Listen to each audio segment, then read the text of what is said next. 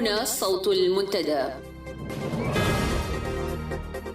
صوت المنتدى بث إذاعي يأتيكم يومي الأربعاء والسبت من كل أسبوع، وفي الأوقات من 8 إلى 9 مساء أيام الأربعاء، ومن 9 إلى 10 مساء أيام السبت بتوقيت إريتريا.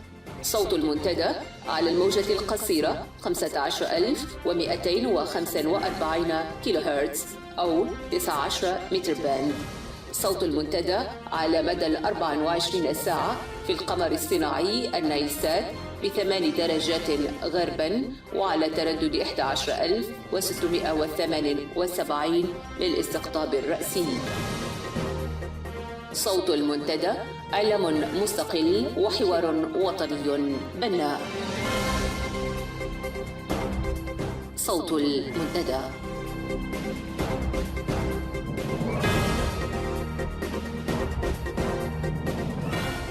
سلام الله عليكم مستمعين الكرام في داخل الوطن وخارجه، وأهلا ومرحبا بكم في إذاعة المنتدى التي يحدثكم عبر أثيرها صلاح محمد زين. في مستهل ساعة اليوم الأربعاء 12 من أغسطس أقدم إليكم نشرة الأخبار، ثم موضوعا بعنوان وزارة التعليم في إريتريا والتلاعب بنتائج امتحانات الشهادة الثانوية، كما يلي ذلك فقرة عن اليوم العالمي للشباب والذي يصادف اليوم، ويقدمها إليكم الزميل جمال همد. ونختم بإعادة الحلقة الأولى لحوارات في فضاء مكشوف للأستاذ القيسي بناء على طلبات مستمعينا عبر الموجة الإذاعية. وقتا طيبا ومتابعة مفيدة.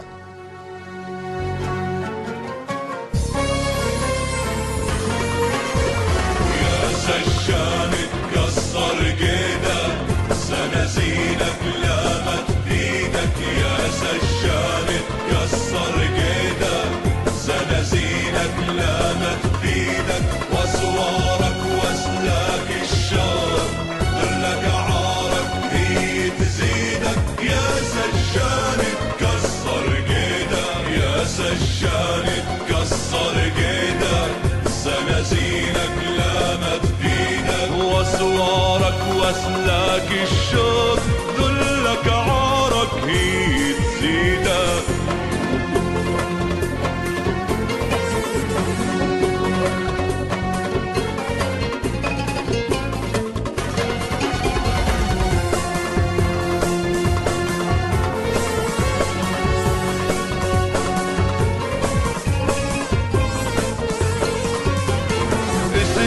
جسمي وين تروح؟ روح الطارد فيك الروح، روح الطارد فيك الروح. اسجن جسمي وين تروح؟ روح الطارد فيك الروح. وحياة الدم المسفوح، وحياة الدم المسفوح، لاطلع لك في ليلة عيدك. يا سجان اتكسر جيدك، يا سجان اتكسر جيدك، سنازينك لامت بيدك.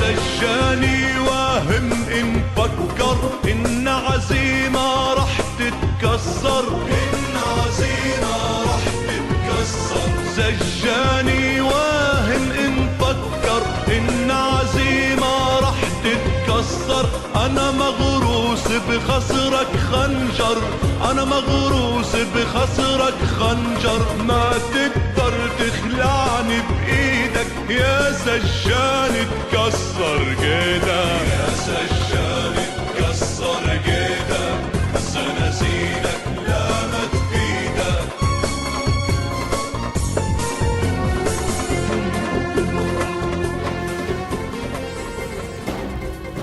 صوت المنتدى.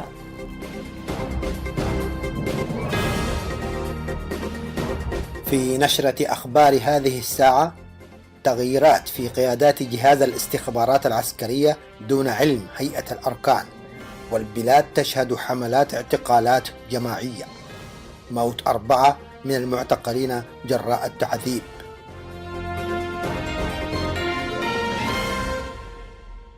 تفاصيل الأخبار: شهدت الفرق العسكرية المتواجدة في مختلف الجبهات يومي 9 و10 من هذا الشهر أغسطس تغييرات في قادة الاستخبارات دون علم هيئة الأركان وقادة الجبهات، حيث تم استدعاء المعنيين بهذه التغييرات عن طريق الاتصال المباشر عبر الهاتف، في خطوة فسرت بأن لها علاقة بالقلق الذي يراود رأس النظام في أسمر من الحراك المناهض له في أوساط القادة العسكريين. وذكرت مصادر إذاعة صوت المنتدى في داخل الوطن أن القرار صدر من مكتب الرئيس وأدى إلى خلق حالة من فقدان الثقة بين من يحسبون على الرئيس وقادة الفرق العسكرية الذين يعانون من التهميش. وأضافت مصادرنا أن هذه التغييرات وإعادة توجيه قادة الاستخبارات التي لم تشمل الفرق العسكرية المتواجدة ضمن قيادة الجبهة العسكرية الغربية المعروفة بولائها للرئيس جاءت في إطار سعي الطاغية إلى السيطرة على كل مفاتيح المؤسسة العسكرية وتضييق الخناق على من يعتقد أنهم يشكلون خطرا على نظام حكمه وزبانيته. ومن المعروف والمعتاد أن النظام يقوم بمثل هذه الخطوات عندما تساوره الشكوك حول المعلومات التي يتبادلها القادة العسكريون فيما بينهم، ويصعب عليه فهمها عند تحليلها في مركز المعلومات التي يشرف عليها مكتب الطاغية.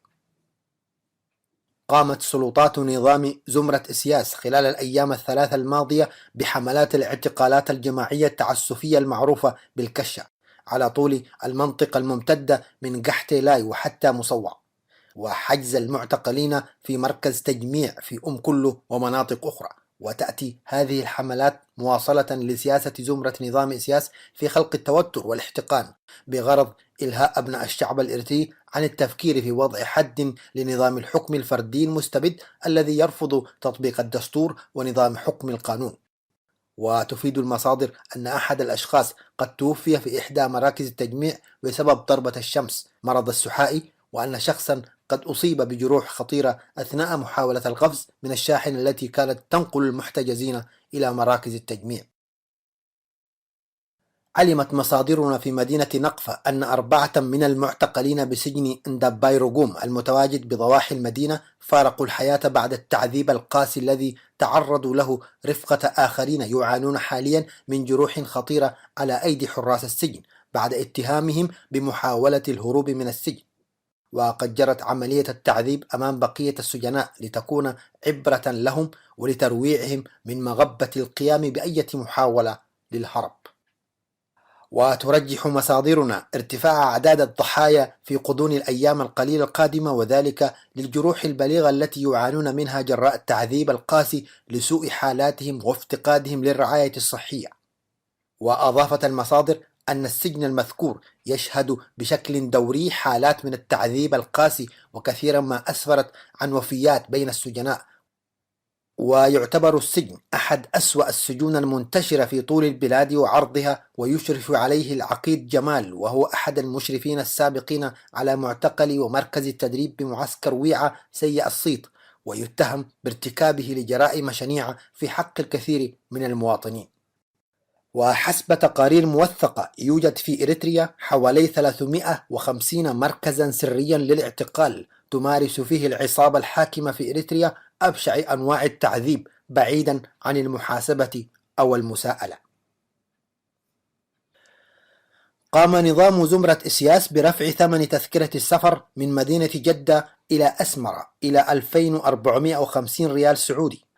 وتشير المصادر إلى أن سبب ارتفاع ثمن التذكرة للرحلة التي لا تستغرق أكثر من ساعة هو فرض نظام إسياس لضريبة إضافية باهظة بلغت 25% على سعر التذكرة المرتفعة أصلا، لتزداد بذلك معاناة الإريتريين المقيمين في السعودية بسبب سياسات الجشع والابتزاز التي تمارسها سفارات إسياس في أوساط الإريتريين المقيمين في المهجر. وفي هذا الإطار فقد دفع الجشع بنظام العصابة إلى مضاعفة عدد الرحلات من 2 إلى 4 رحلات أسبوعيا دون إجراء الاستعدادات اللازمة لذلك. فازدادت الأزمة بتعطل الطائرة الوحيدة التابعة للخطوط الإريترية منذ نحو 2 أسبوع، ولم تفلح الطائرة التي استؤجرت بعد ذلك في تلبية احتياجات الأعداد المتزايدة من المسافرين من وإلى أسمرة، لا سيما وأن هذه هي فترة العطلات المدرسية التي تسافر فيها معظم الأسر لقضاء العطلة في إريتريا. نهاية النشرة. صوت المنتدى.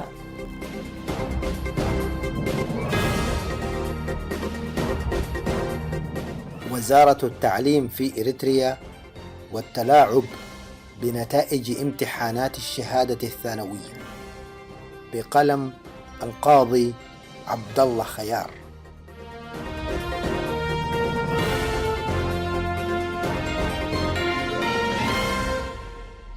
من خلال متابعتنا المتواصلة للمشهد الإريتري في الداخل والخارج، خاصة فيما يتعلق بالحقوق المهدرة هناك، نجد أن أهم حقوق الإنسان الأساسية التي تعرضت للانتهاك في إريتريا حق الإنسان في التعليم.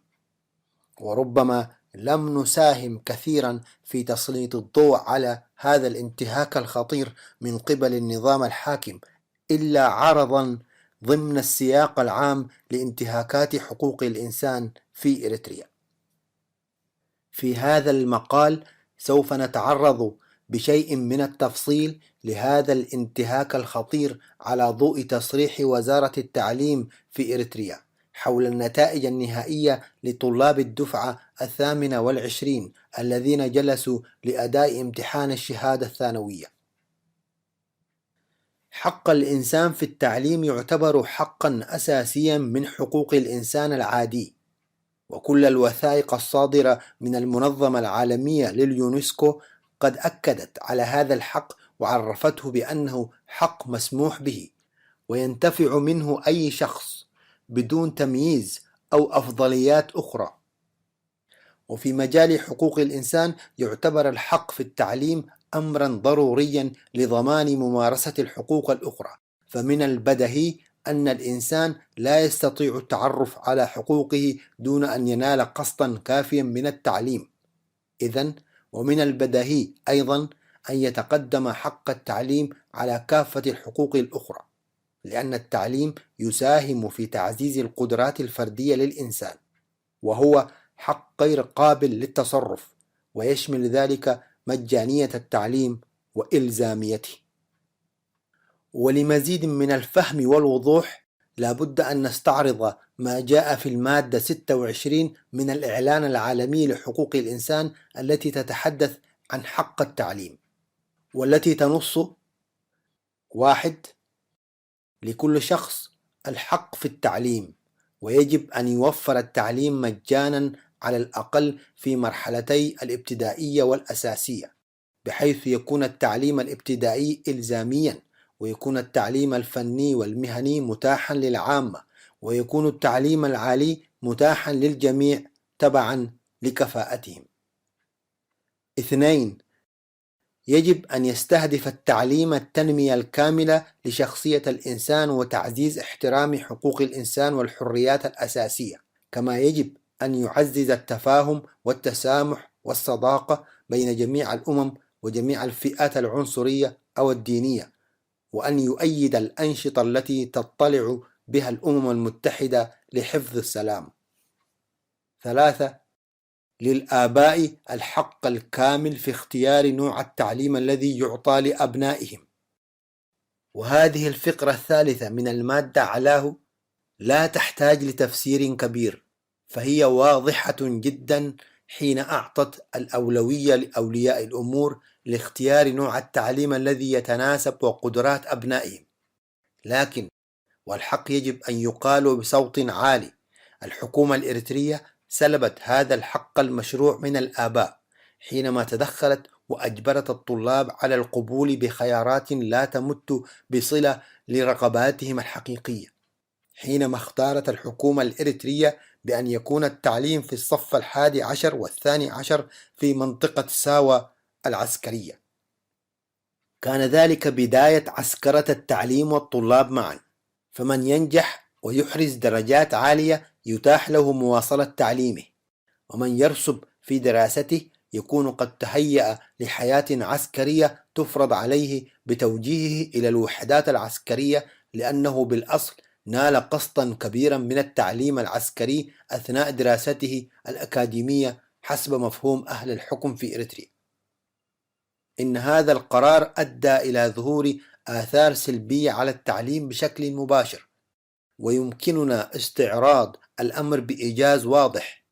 منها: أولاً، إحجام الطلبة من الإناث عن مواصلة تعليمهن، لأن الكثير من الآباء وأولياء الأمور فضلوا إخراج بناتهم بعد إكمالهن الصف العاشر بإرسالهن إلى السودان أو إخفائهن حتى لا يتعرضن إلى التحرش الجنسي في معسكر ساوى من قبل المسؤولين والقائمين على أمر التعليم هناك. ثانياً، الآثار المعنوية السالبة التي يتعرض لها الطلاب نتيجة لبعدهم عن أسرهم وتعرضهم للاضطهاد وخضوعهم للقواعد والأوامر العسكرية في سن مبكرة من العمر والتجربة، فأصبح تفكيرهم موزعا بين الدراسة والحياة العسكرية. ثالثا، نتيجة للأوضاع المزرية في معسكر ساوى استطاع عددا كبيرا من هؤلاء الطلاب أن يهربوا إلى السودان متى ما وجدوا سبيلا إلى ذلك، فلحق بهم ضررا بالغا نتيجة لعدم متابعتهم وانقطاعهم الكامل عن الدراسة بعد هروبهم. رابعا، سوء التغذية واعتلال صحة الطلاب بسبب الوجبات الرديئة التي تقدم لهم داخل المعسكر. خامسا، عدم توفر العدد الكافي من المعلمين ذوي الكفاءة المهنية أدى بدوره أيضا إلى ضعف التحصيل العلمي.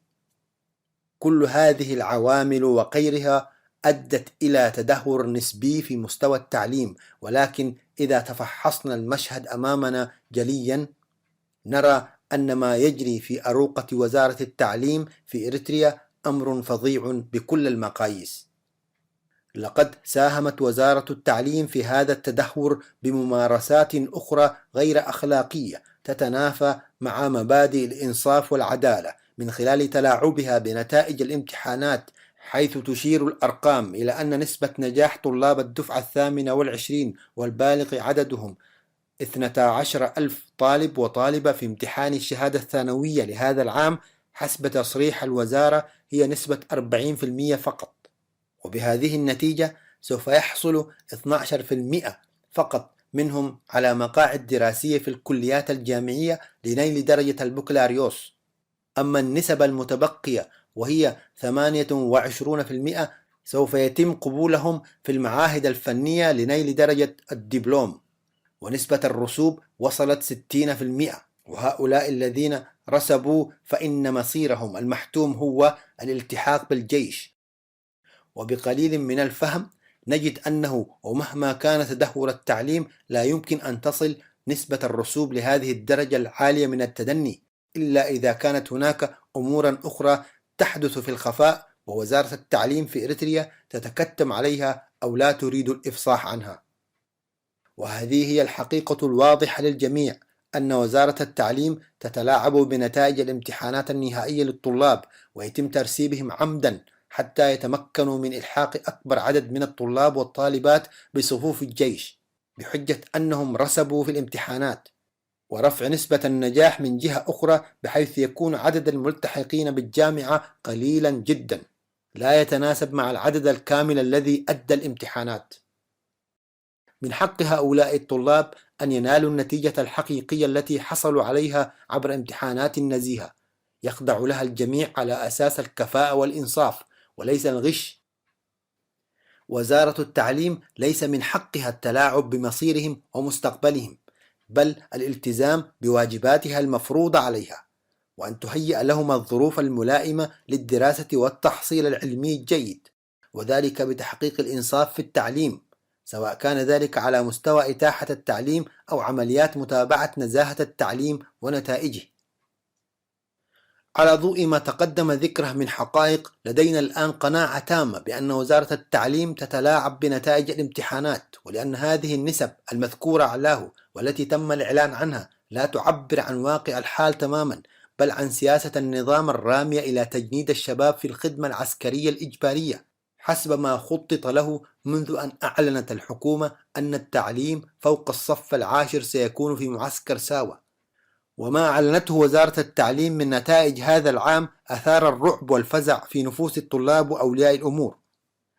عليه إن ما تمارسه وزارة التعليم من ممارسات غير أخلاقية يعتبر في حقيقته الباطنة تزويرا يحاسب عليه القانون، بل يعتبر هذا النوع من السلوك المشين للجرائم الخطيرة التي تخل بالثقة، وواجب الالتزام بتوفرها في النتائج الحقيقية بإبدال الحقيقة بما يغايرها، ويعد هذا خرقا وانتهاكا لحق أساسي من حقوق الإنسان، وهو حق الإنسان في التعليم، ليضاف هذا الخرق المتعمد إلى الانتهاكات الأخرى التي تتحرى عنها مفوضية لجنة تقصي الحقائق حاليا كغيرها من الانتهاكات التي يتعرض لها شعبنا، لتدرج وزارة التعليم أيضا ضمن الوزارات والمؤسسات الأخرى التي ثبت علميا أنها تمارس انتهاكات ممنهجة ضد حقوق الإنسان. نرجو وننتظر أن يخضع هؤلاء المسؤولين في وزارة التعليم للتقصي وللمحاسبة على كل هذه الانتهاكات التي أدت إلى حرمان قطاع واسع من طلابنا من مواصلة تعليمه. خلاصة القول: ليس لهذه الوزارة أو غيرها الحق في الامتلاك والتصرف والتلاعب بمستقبل أبنائنا وتجنيدهم في وحدات الجيش بحجة أنهم رسبوا أو لم يحرزوا النتائج المطلوبة. هذا ظلم وقهر لا تقبله الإنسانية في وطن يبحث عبثا عن الأمن والعدل والسلام. القاضي عبد الله خيار.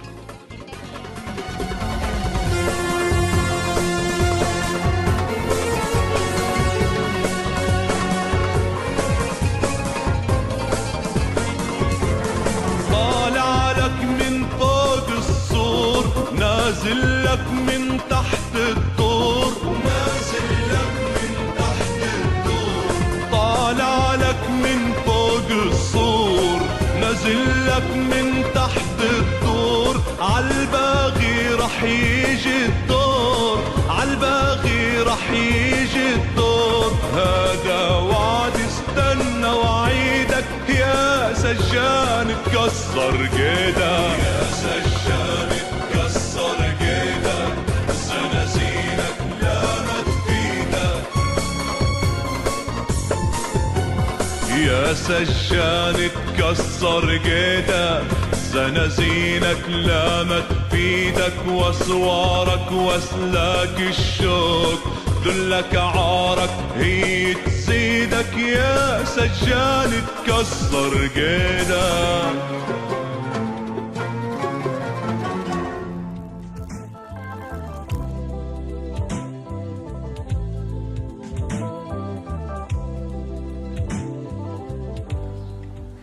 مستمعين الكرام، السلام عليكم ورحمة الله وبركاته، وأسعد الله كل أوقاتكم.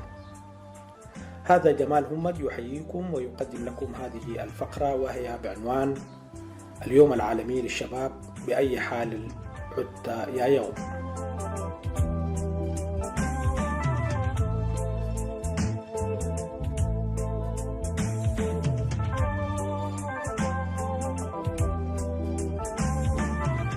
في يوم 12 من أغسطس الجاري سيحتفل العالم باليوم العالمي للشباب، وقد حددت الأهداف الأممية من وراء الاحتفال بلفت انتباه المجتمع الدولي إلى مسائل الشباب، والاحتفال بالطاقات الكامنة للشباب ووصفهم شركاء في المجتمع العالمي الحالي. ويشكل هذا اليوم احتفالا سنويا بدور النساء والرجال الشباب بوصفهم شركاء أساسيين في التغيير، وفرصة للتوعية بالتحديات والمشكلات التي تواجه عالم الشباب. مستمع الكريم، لا نريد الخوض هنا عن أهمية ودور الشباب وعلاقة ذلك بالمستقبل، لكون ذلك من المسلمات، ما نرغب فيه في هذه المساحة القصيرة هو تسليط الضوء على الإشكالات التي تواجه هذه الشريحة في بلادنا، ونشير إلى الجوانب الأكثر إشراقا في مسيرة الشباب الإريتري. مستقبل قاتم ينتظر هؤلاء، ودولة حديثة تمشي باتجاه الدولة الفاشلة. هذا يمكن أن يكون عنوانا عريضا لتوصيف الحالة الإريترية، وضمن هذا التوصيف تتخذ فئة الشباب نصيبا مقدرا، إلا إذا اتخذت تدابير سريعة لإيقاف التدهور، علما بأن لهذه الصورة استثناءات سترد في قلب الفقرة. في الوقت الذي كانت تجري فيه المناقشات والحوارات وتعقد فيه الورش البحثية حول كيفية الاحتفال بيوم الشباب هذا العام، كانت إريتريا تخرج الدفعة 28 من مجندي الخدمة الإلزامية، والدفعة 9 من طلاب الشهادة الثانوية الإريترية في معسكر ساوا سيئ الصيت. وحسب تقرير أصدره مركز دراسات القرن الأفريقي، كان يفترض أن يجلس لامتحان الشهادة الثانوية هذا العام 12151 طالب وطالبة حسب ما أعلن عنه في مطلع شهر مارس الماضي، غير أن هذا العدد قد تقلص إلى 11500، أي أن 571 طالب وطالبة قد تسربوا من ساوا إلى المجهول. وتقول المفوضية السامية للأمم المتحدة لشؤون اللاجئين إن نحو 5000 شخص يفرون من إريتريا شهريا. اعترف يماني جبراب مسؤول الشؤون السياسية في الحزب المتكلس ب2,000 منهم فقط في حوار فضائحي مع قناة روسيا اليوم بث في الأسبوع الماضي. أكثر من 350,000 شاب وشابة فقدوا حياتهم في المحيطات والبحار والصحارى، علما بأن هذا الرقم ليس دقيقا. أعداد أخرى تنتظر مصيرا مجهولا في سيناء والشواطئ الليبية وكاليا الفرنسية وفي معسكرات الشتات، ليحتل الشباب الإريتري المقعد الثاني بين لاجئي العالم بعد الأخوة السوريين. أعداد كبيرة تقبع بين معسكرات التجنيد الإجباري ودفاعات الحدود وخدمة جنرالات النظام وزبانية الحزب المتكلس. هذه صورة عامة لأوضاع الشباب في إريتريا العصبة الدموية وقائدها الهمام إسياس أفورقي، ولكن ما هي الصورة المقابلة لذلك؟ الشعب الإريتري من الشعوب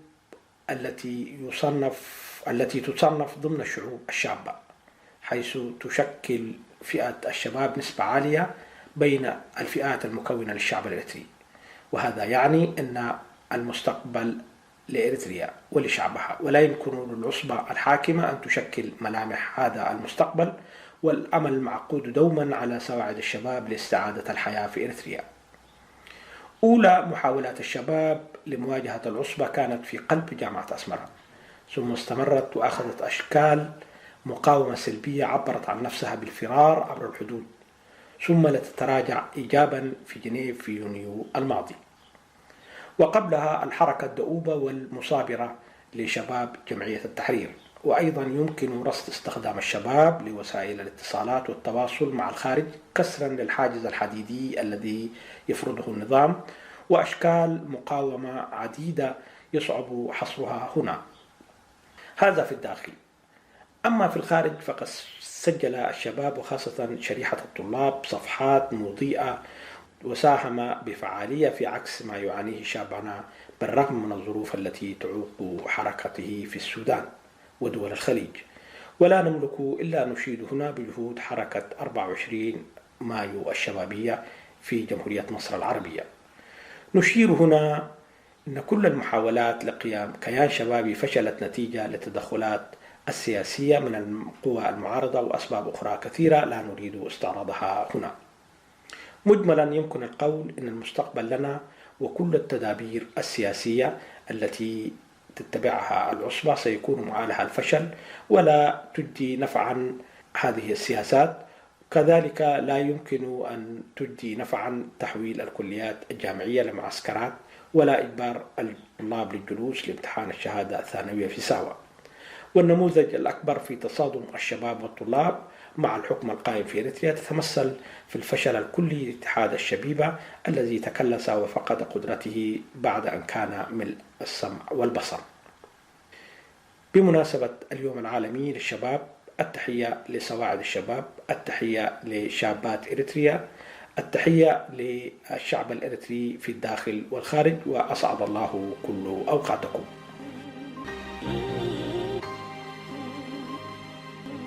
بس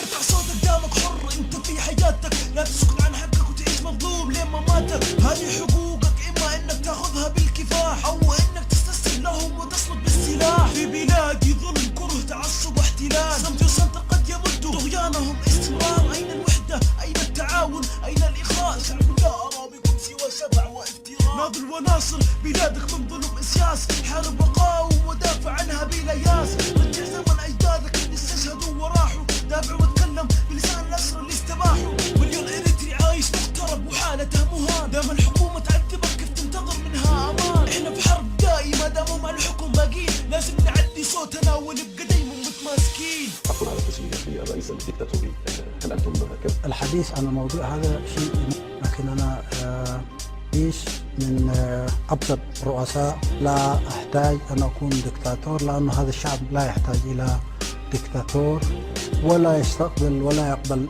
بالدكتاتور يحكم، ولا يقبل بالدكتاتور. جماعة هالي كهبة تقاوم في بلادي، تسلب حقوق، تسلب أموال، وأصبحت تعادي بلادي. تنادي من يعيد الاستقلال، ومن يواسي شعبها، ومن يفك الاحتلال. من يقودها قيادة صادقة بلا انتكاس، قيادة قائمة على المحبة بين الناس، قيادة تستعيد كل الأحلام والأماني، وتشفي غير كل منا كان يعاني. بلادي تنادي من ينير دربها، من لديه لسان يدافع عن شعبها، من لديه سلاح يواجه به الأعداء، من يقاوم ويعلن دوما لها الفداء. من يحارب جماعة هدف الهالكة، جماعة تدعو للشر، جماعة فاسدة، جماعة أثارت في قلوبنا الغضب، فأصبح الشعب دوما يمارس العتب.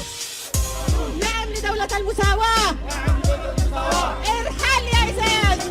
امديني ملكي، امديني ملكي، هو أنا مدهين.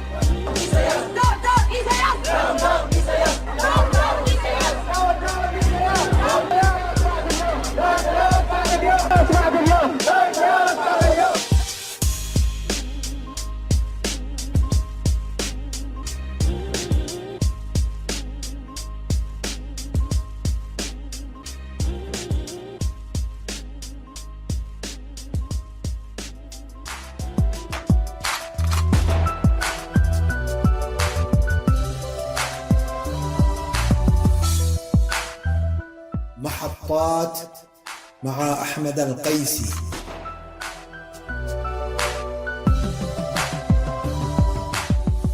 محطات برنامج يقف على أهم الأحداث التاريخية والآنية.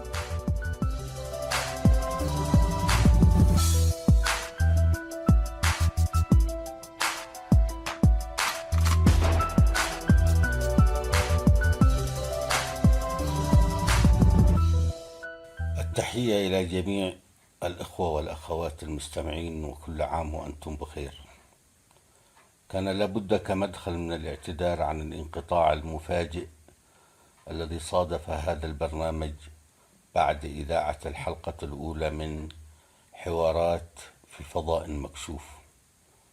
والواقع أن الموضوع يتكون من 4 حلقات متسلسلة لوقائع حدثت في مرحلة تاريخية دقيقة من تاريخ الشعب الإريتري.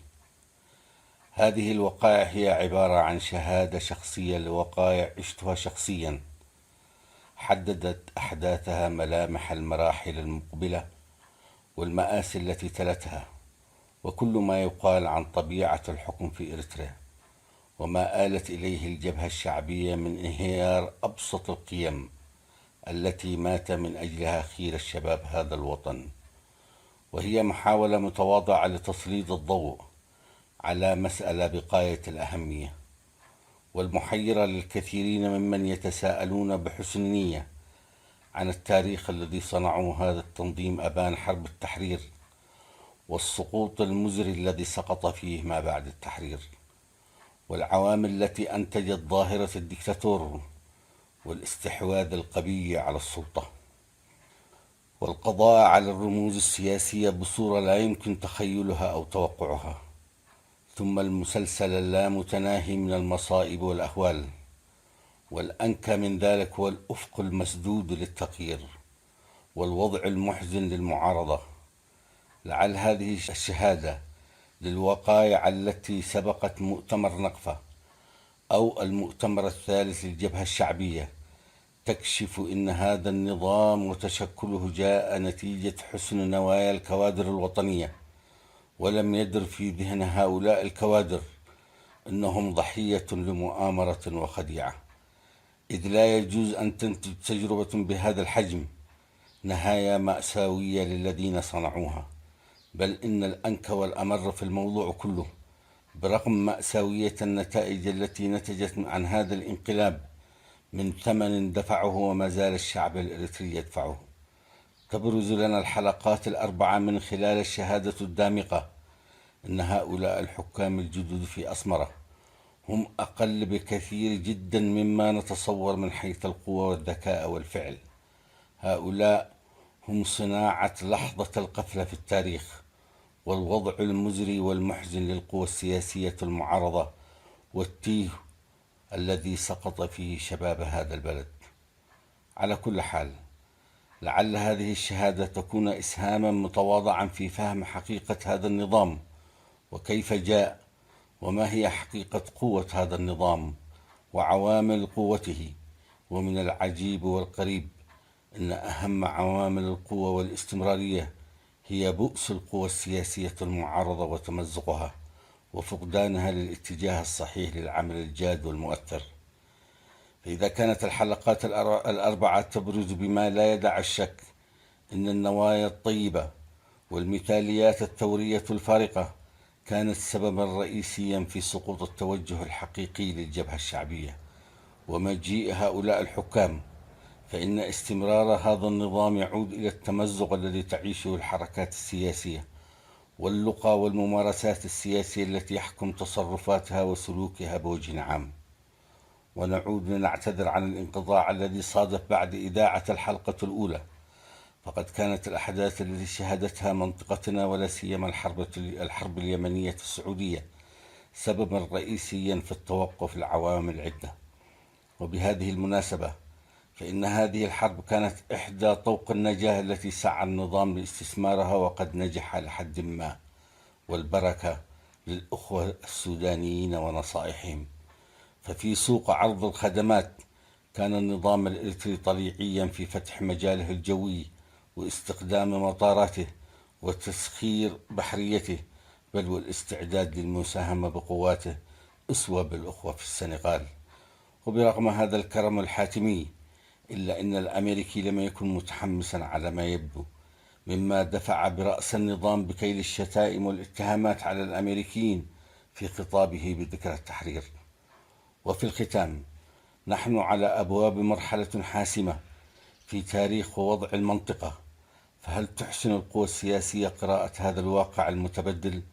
وسيبقى إسهامنا في تسليط الضوء من خلال الوقائع التي عشناها والمعرفة التي اكتسبناها للرموز الفاعلة لهذا النظام، لنعري ونكشف بأن هذا النظام في النهاية ليس إلا نمر من ورق.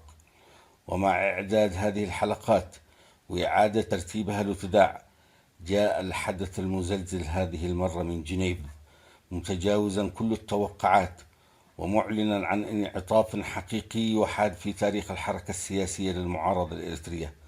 وأثبتت الجماهير الإريترية ولا سيما الأجيال الجديدة إنها بالفعل أكثر وعيا وأكثر ديناميكية وأكثر إبداعا في خلق الأدوات وآلية مواجهة النظام بلغة هذا الزمان، بينما الكثير منا قد تحجر وأصبح أسير للغة الخشبية وأدوات وأساليب العصور الماضية.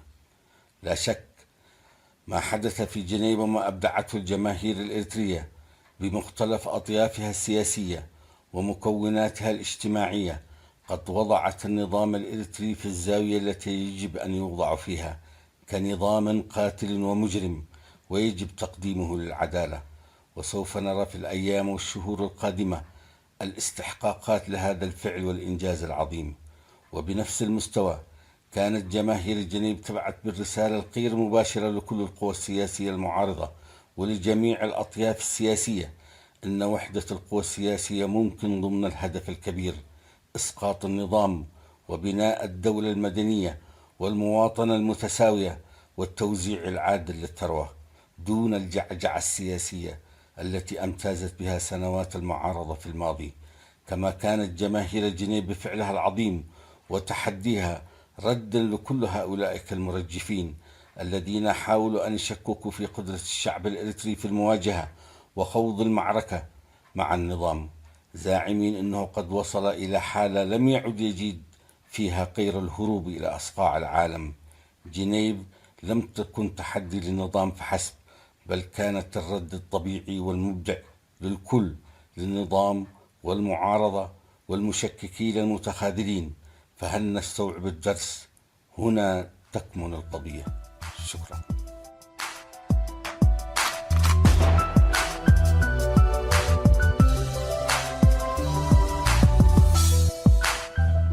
محطات مع أحمد القيسي.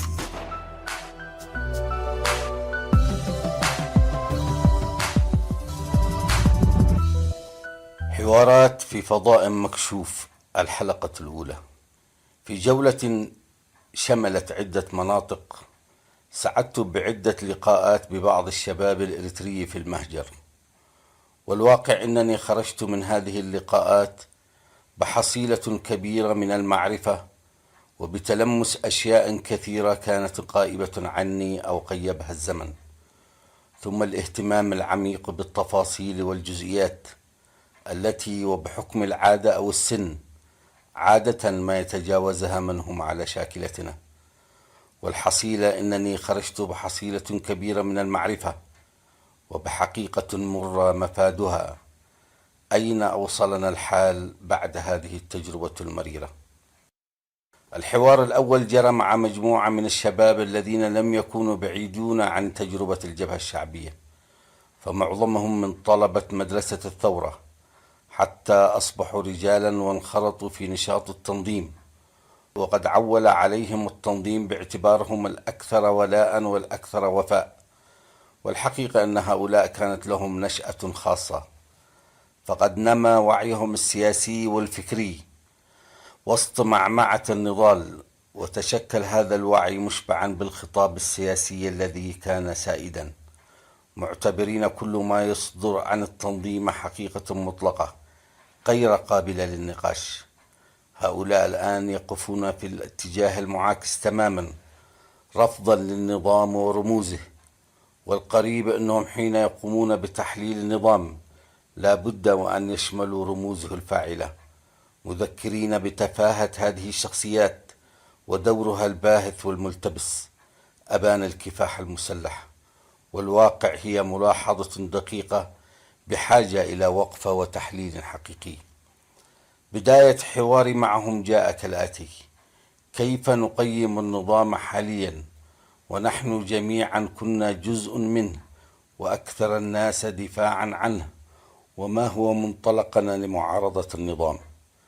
وجاءت الإجابات بشكل متسارع وكأنه شلال متدفق، فأخطاء النظام لا تحصى، وهم الراصدون لكل صغيرة وكبيرة والعالمون ببواطن الأمور وأصحاب المعرفة الحقيقية برموز النظام وأدواته.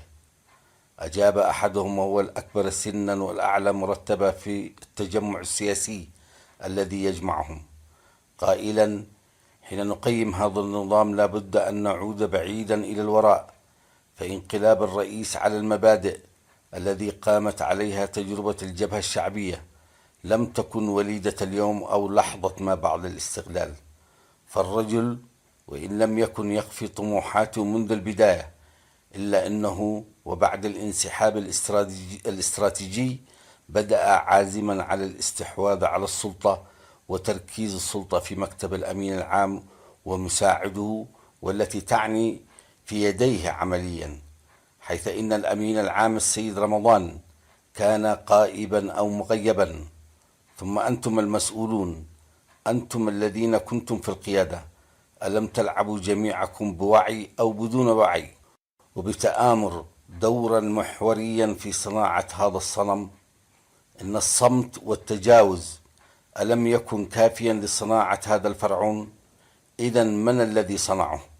حتى حين طرحتم ضرورة تبديل القيادة قبلتم أن يبقى حلقة الوصل بين جيل بدأت شمسه في الغروب وبين جيل ينضج حيوية دون اعتبار لأساسيات الانتقال، وكأن الأعمار كافية كي تكون سببا مقنعا لمرحلة جديدة.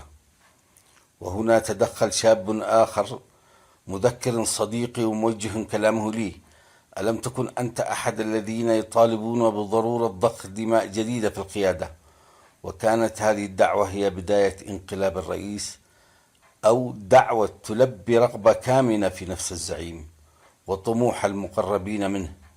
ألم يكن في ذهنكم شك حتى على المستوى البسيط بأنكم تسلمون رقابكم والتجربة التي صنعتموها لأيدي غير مؤتمنة، سيما وأنتم أكثر الناس علما واطلاعا بأن تجربة الجبهة الشعبية لم تصنع صف ثاني من القيادة متمرس قادر على الحفاظ على الإرث النضالي لهذه التجربة؟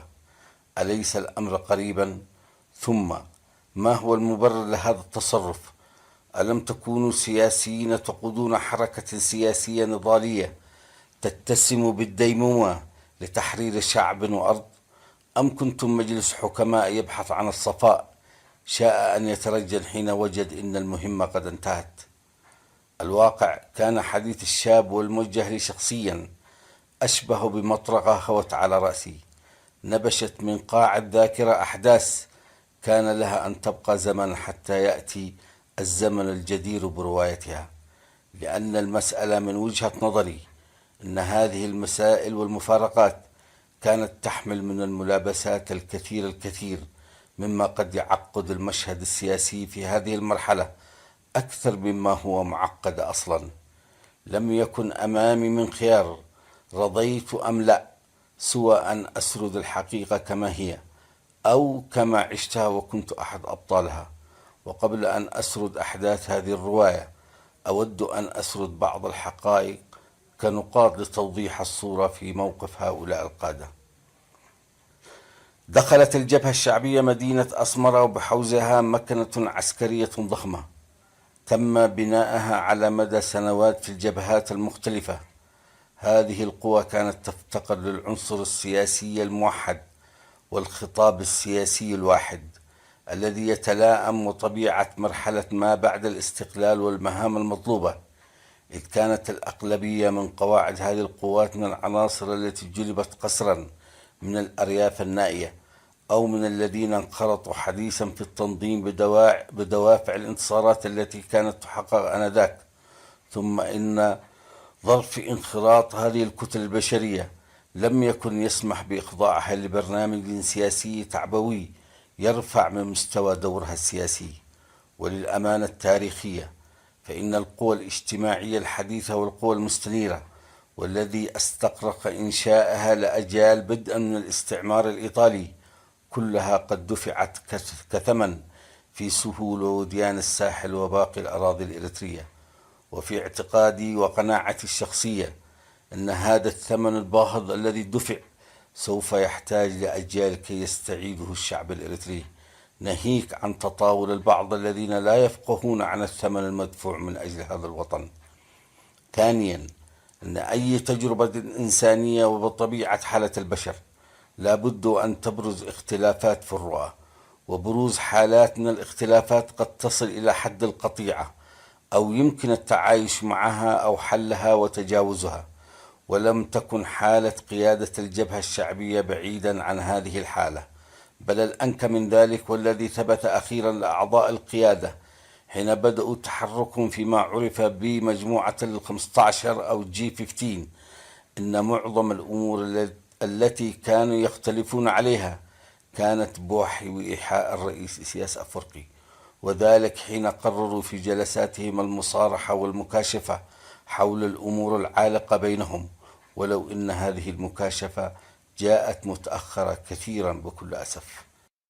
ثالثا، العمر التنظيمي لقيادة الجبهة الشعبية والمنصوص عليه في النظام الداخلي للجبهة لا يتعدى السنوات ال4، وهذه قيادة ما زالت متربعة بدءا من المؤتمر الأول للجبهة 10 سنوات وحتى المؤتمر الثاني. وبرغم جدارة هذه القيادات ووطنيتها، فإن طبيعة الأشياء كانت تقتضي التغيير، فأمور كثيرة حدثت طوال هذه السنوات، ثم الواقع السياسي الجديد المتمثل بالاستقلال وبناء الدولة الجديدة، كلها عوامل مستجدة ومختلفة تحتم ضرورة المراجعة والبناء السياسي انسجاما مع بناء الدولة الجديدة المعبرة لكل الشعب والحاضنة له دون استثناء، متجاوزة مرارات الماضي. وللأمانة والتاريخ قد كانت قيادة الجبهة الشعبية المتمثلة في مجموعة ال15 وعلى رأسهم الأخ محمود شريفو والأخ هيلي والتنسائي درع المتصدرون بضرورة التغيير الجذري استنادا إلى معطيات التجربة، بل وصل بهم الحد إلى المطالبة بضرورة إنزال جميع أعضاء القيادة دون استثناء.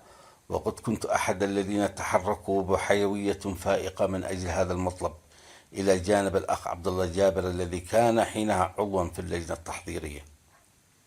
استنادا إلى أهمية هذه الإيضاحات، لنبدأ القصة من البداية، حين تم الاتفاق على ضرورة عقد مؤتمر للجبهة الشعبية، والذي تحتمه الظروف ويقع عليه المستقبل السياسي لهذا البلد، كون أن هذا التنظيم أنجز الاستقلال وأمامه مهام إنجاز بناء الدولة والمصالحة الوطنية وإشراك الجميع في هذه المهام الوطنية من خلال وضع دستور يحظى بإجماع وطني، وقانون تكوين الأحزاب، ووضع ميثاق للصحافة.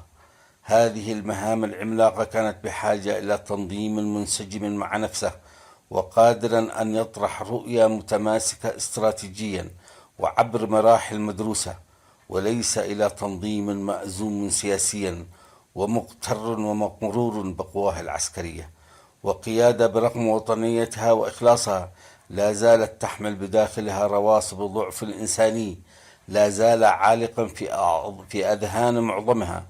وهنا بدأت الحيرة في كيفية عقد المؤتمر، فقد جرت العادة أن تقوم كوادر الحزب بمناقشة الوثائق التي ستقدم للمؤتمر والتصور للهيكلة المطلوبة والعناصر المرشحة للقيادة والعناصر المطلوب إزاحتها.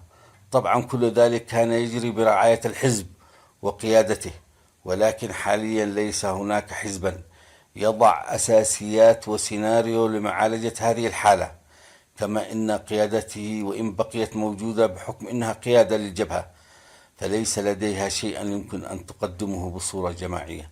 فالسيد الرئيس قد أعلن نهاية الحزب هكذا وبكل بساطة، وكأن الحزب عبارة عن محطة حافلات تم الاستغناء عنها وعن خدماتها. كان لهذا القرار الأهوج انعكاسات خطيرة من وجهة نظري، أولها وأهمها أن الثقة التي كانت سائدة بين الأعضاء والقيادة وبين الأعضاء فيما بينهم قد بدأت في التصدع، فمعظم الناس كانت تقبل بعضها البعض على مضض في ظل غياب النقد والتقويم والتحليل، معوض ذلك بالانتصارات العسكرية التي طبعت المرحلة. وقد يكون هذا السبب في بروز ظاهرة الجنرالات ورفودهم، فقد انحسر كل عمل سياسي عاقل وكل نقاش سياسي مسؤول، واستبدل عوضا عنه بالأعمال الخارقة لعلان وفلتان ودور ذلك الشخص وتقصير الآخر، وضاعت الحقيقة وأصبح المناخ العام مشبع بروح الإشاعات، وسادت حالة من الاستقطاب من قبل عناصر وقوى في تصفية حساباتها، كونها قد عانت في فترة ما قبل الاستقلال والقريب إنها هي الآن من يتصدر المشهد السياسي إلى جانب السيد الرئيس. هذا المناخ والوضع المأزوم كان ينسجم ورغبات وأهداف السيد الرئيس بدليل ما جرى بعد ذلك. لكم التحية، إلى الحلقة المقبلة. أحمد القيسي.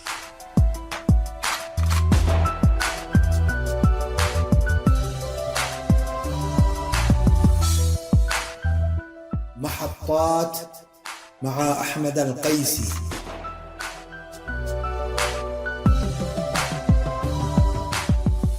محطات برنامج يقف على أهم الأحداث التاريخية والآنية.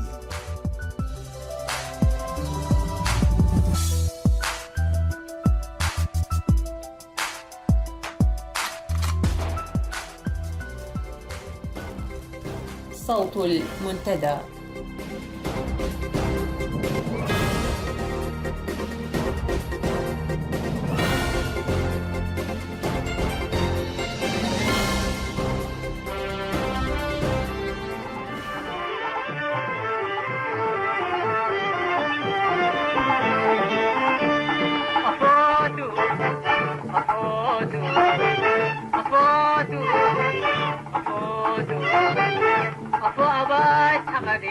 وفتانا بينا أو يفوتوا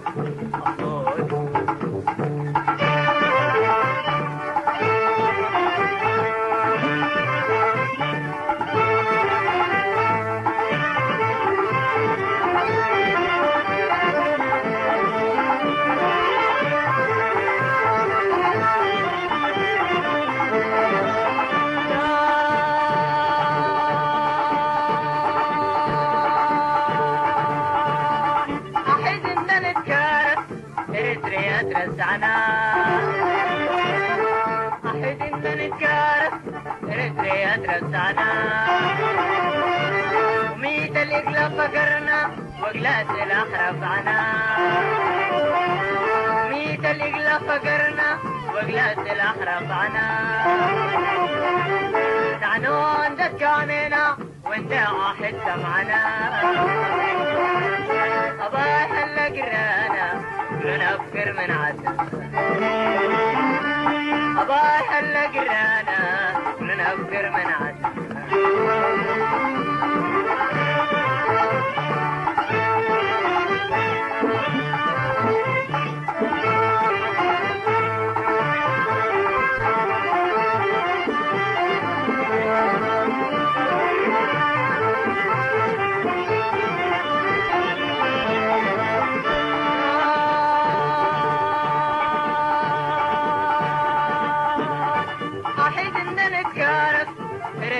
رزعنا أحد إن نتكارف رزريا رزعنا نعنون دكامنا وانت واحد سمعنا نعنون دكامنا وانت واحد سمعنا نعنون دكامنا وانت واحد سمعنا أبايح اللقرانا ننفر من عدنا أبايح اللقرانا ننفر من عدنا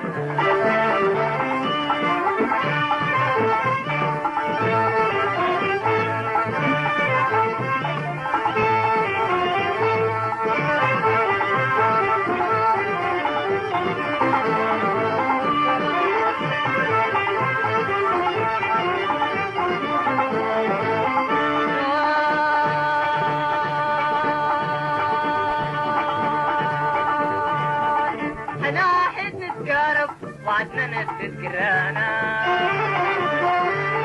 حنا واحد نتقارب وعدنا نتذكرانا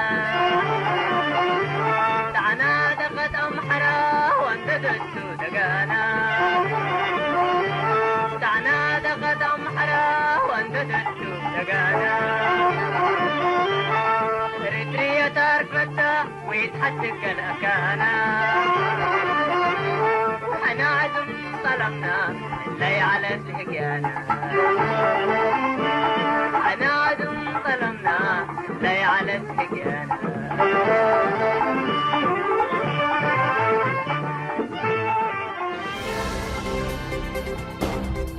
صوت المنتدى.